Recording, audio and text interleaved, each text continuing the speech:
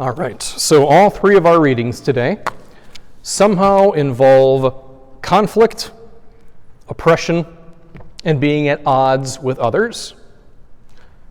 Everyone feels this in life. Conflict is everywhere. We all have to deal with it.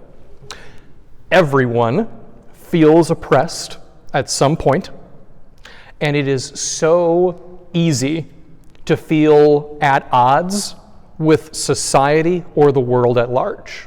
So there's plenty in these readings for us to identify with.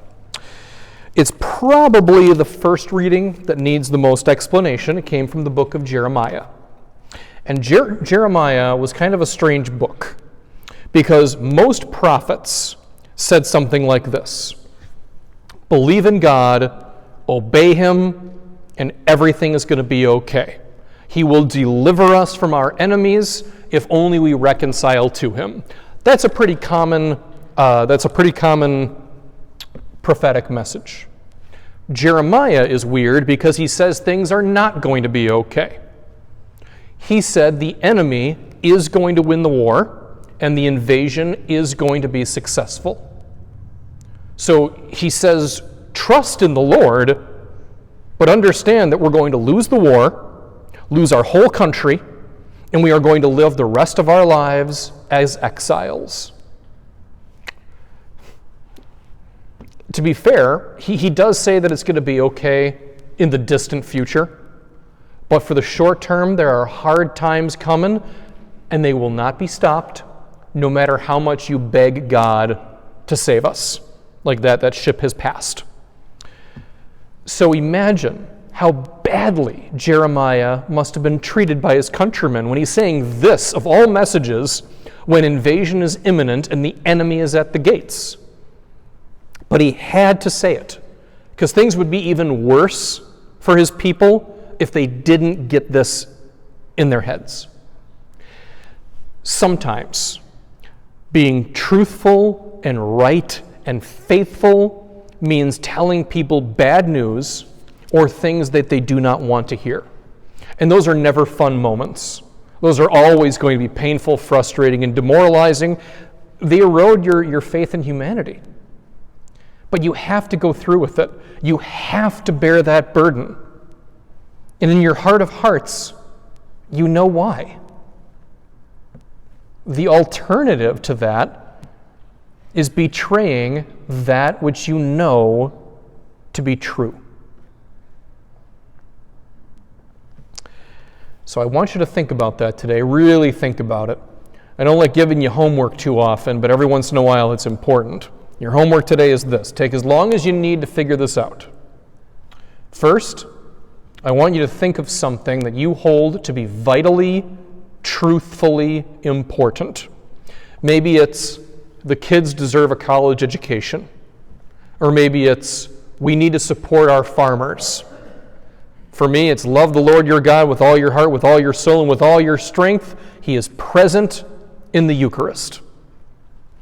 So figure out what your truth is. There are plenty of them out there. Then, imagine that you're in a position where you can either renounce that truth and take it back, or suffer for it. How much are you willing to suffer for that which you know to be vitally true and important?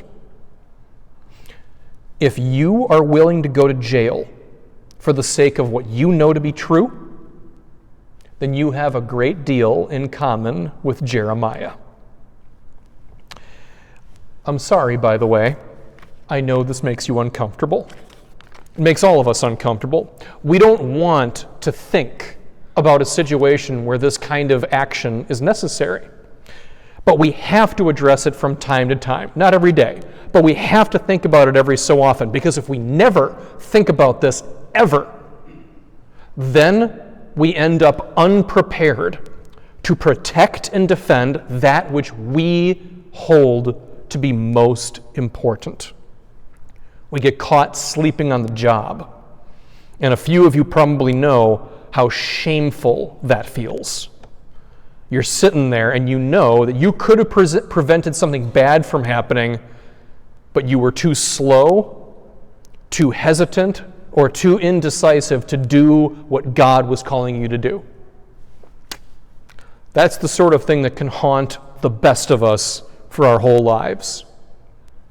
We need to be ready, because these moments will come, often with no warning, and when they come, you will prove to yourself how much you care about truth and righteousness and how little the threat of suffering influences you. Or you'll take the bribe and let your enemies walk all over you. And from that point on, your place is in their back pocket. Jeremiah refused to go there. He refused to tell people the lie they wanted to hear in exchange for creature comforts. He suffered for what he knew to be correct, and that makes him righteous. I'll wrap up real quick with a word on the gospel. It's related, absolutely. Jesus backs up what Jeremiah began because, again, conflict and oppression are built into the world. We all have to deal with this at some point. He says a family of 5 will become 2 versus 3, and that is so easy. That happens so easily in life. So here's the decision we all have to make over and over and over again in life. When should we smile and nod for the sake of playing nice? And when should we stand up for the truth, even if it means upsetting people? No one can answer that for you. Life is far too complicated for there to be a simple answer to that question. Speaking personally, I don't believe that the answer is 100% one choice or the other. If you're willing to declare war every chance you get and make everything a fight about religion, politics, and ideology, look, I'm sorry, that is not the best way to serve or represent Christ. Sometimes we do need to back off, smile and nod, and play nice. But at the same time, we have to proclaim uncomfortable truths at some point.